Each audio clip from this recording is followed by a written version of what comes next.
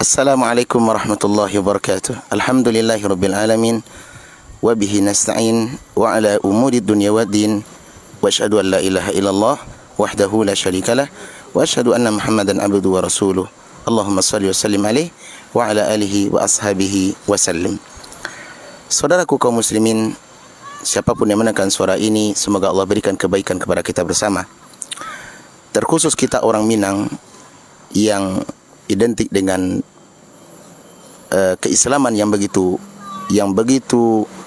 kental di negeri kita. Bahkan orang Minang ini tidak disebut dengan Minang kecuali mereka adalah orang Islam.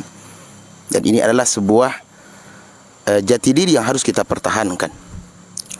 Orang Minang terkenal dengan ahli dan pandai berfalsafah. Saking banyaknya falsafah mereka, setiap daripada nilai-nilai kehidupan, aturan-aturan di dalam menjalani waktu dan kehidupan sehari-hari, mereka memiliki falsafah, memiliki pameo, memiliki pepatah petitih yang mayoritas pepatah petitih itu ada yang benar dan ada yang perlu kita koreksi serta luruskan. Di antara falsafah yang atau pameo yang ma'ruf bagi orang-orang Minang adalah bahwasanya adonyo lawi sati rantau batuah. Ini adalah pameo yang di satu sisi perlu kita kaji ulang dan perlu kita luruskan. Kenapa? Falsafah ini begitu marak di tengah masyarakat kita orang Minang, walillahilham. Akan tetapi sebahagian mereka justru salah kaprah di dalam memaknai, atau boleh jadi justru salah kaprah di dalam mempraktekkan dari bahasa lawi sati rantau batuah. Tidak jarang di sebahagian para orang Minang yang mereka adalah orang yang suka merantau, meninggalkan nagari, payu untuk mencari pengalaman hidup ke negeri orang lain. Dan ini adalah salah satu daripada ciri khas orang Minang yang layak untuk dipuji. Semoga Allah berikan kebaikan dan keberkahan daripada generasi orang-orang Minang. Kita tidak fanatik kepada suku, tetapi kita mencintai saudara kita sesama muslim, dari terkhusus orang Minangkabau. Mereka adalah orang yang suka merantau. Ketika pergi merantau, tidak jarang sebelum merantau itu dengan bermodalkan atau beralasan falsafah lawi sati rantau batuah, mereka justru pergi ke rantau harus dibekali dengan sesuatu.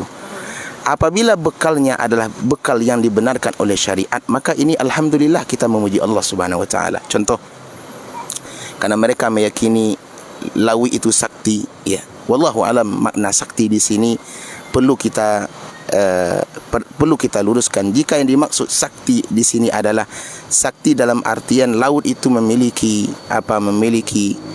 penjaga atau memiliki penghuni, ya, maka ini tentu tidak benar adanya. Kenapa? Karena laut adalah bahagian daripada alam semesta dan kita tidak boleh meyakini adanya penjaga atau penguasa laut selain daripada Allah Subhanahu wa taala.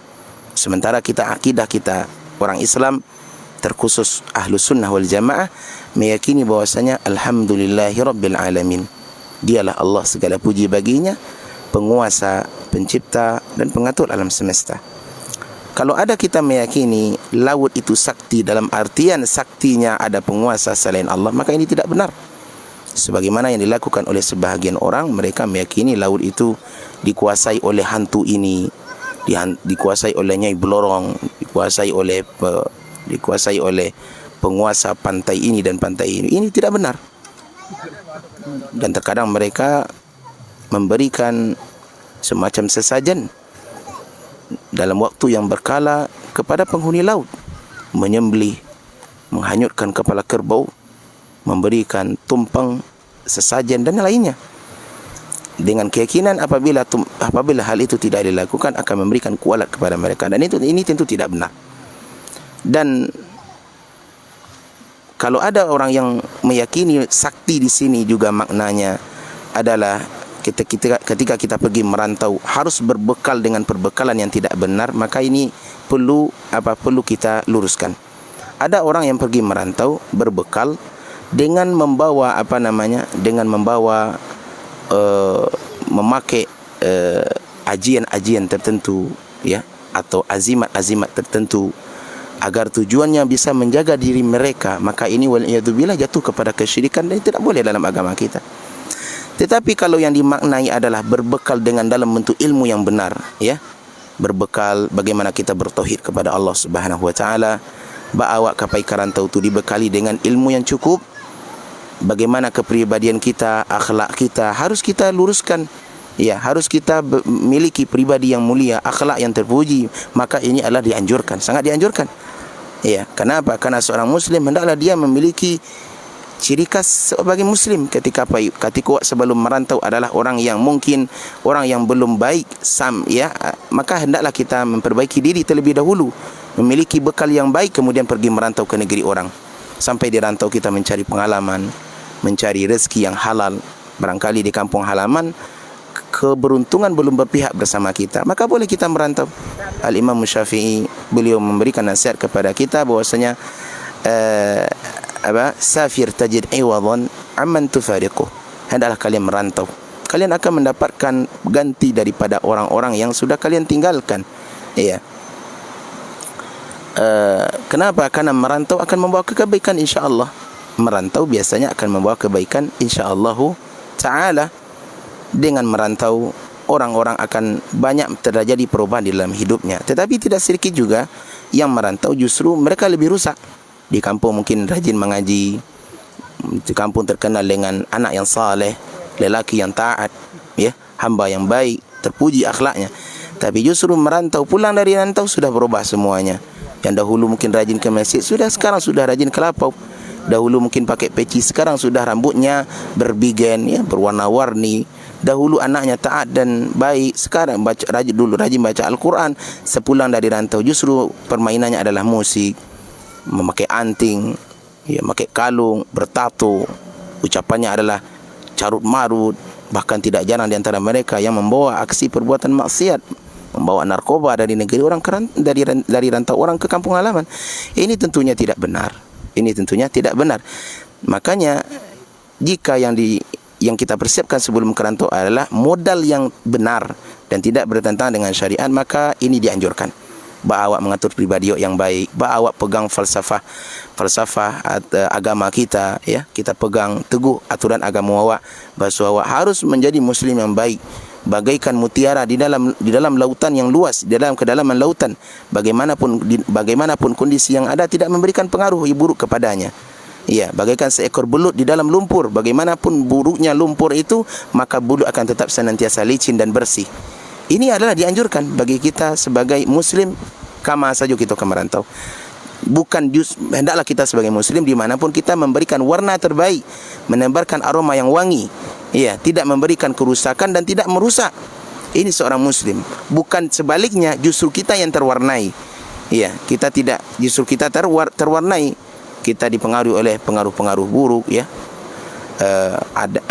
kebiasaan orang-orang kafir yang ini tidak mencirikan orang muslim, apalagi orang Minang adalah orang-orang yang sangat mencintai agama, sangat mencintai Islam. Maka dari itu kita kembalikan kepada falsafah tadi. Apabila lawik satiran sobatuah, maksudnya adalah untuk membekalkan diri, ya, dengan kebaikan, maka ini terpuji. Dan perlu kita ketahui lawik sakti, dan maksudnya bukan sakti dalam artian sakti bukan bermakna ada penguasa selain Allah, tidak. Kita meyakini Allah adalah sebagai penguasa. Namun hendaklah kita berbekal dengan sebaik-baiknya agar kita mendapatkan tuah yang baik di rantau, dalam arti bukan untuk mencari sanjungan orang, tidak, tapi mencari kebaikan, keberkahan di negeri orang, menambah ilmu, mengumpulkan harta kalau itu dengan cara yang halal, agar kita memberikan bisa berbuat baik kepada keluarga dan kampung halaman. Ini sangat dituntut. Maka tapi tidak boleh kita meyakini falsafah tadi sebagai azas atau yang memotivasi kita membikin sebuah adat, ya, atau keyakinan kalau kerantau harus bermodal dengan modal yang salah. Harus memakai azimat, harus memakai ini, harus memakai keris, harus memakai ajian, jampi-jampi, guna-guna yang bisa menundukkan majikan, ya, menundukkan orang. Ini tidak benar. Memakai ilmu sihir, ini hukumnya haram, perbuatan syirik Dan orang yang melakukan ini apabila dilakukan dengan kesadaran dan apabila hujah telah tegak kepadanya masih dilakukan, berarti dia wallahu ta'ala wallahu musta'an, boleh jadi dia keluar daripada Islam. Wal iyadzubillah. Maka dari itu falsafah Minang adalah banyak falsafah Minang ini falsafah yang sangat terpuji, berkesesuaian dengan apa? Dengan Al-Quran, karena memang adat asal daripada adat orang Minang setelah disepakati bahwasanya adik bersandi sarak, sarak bersandi kepada kitabullah. Artinya apa? Seluruh adat orang Minang, falsafahnya itu semuanya diatur di bawah petunjuk Allah dan Rasulnya, petunjuk Al-Quran dan Sunnah Nabi SAW. Namun tidak jarang ada beberapa falsafah yang barangkali perlu dimaknai ulang dan dikaji bersama serta diluruskan. Ya, sekiranya falsafah itu benar, maka hendaklah kita teruskan, kita praktekkan norma dan nilai-nilainya dalam kehidupan. Tapi kalau keliru, maka dengan rendah hati mari kita bersama-sama memperbaiki dan kita kembalikan kepada sumber ajaran agama kita. Wallahu waliyu taufik. Wa sallallahu wa sallim ala nabiyina Muhammad wa ala alihi wa sahbihi wa sallam. Wassalamualaikum warahmatullahi wabarakatuh.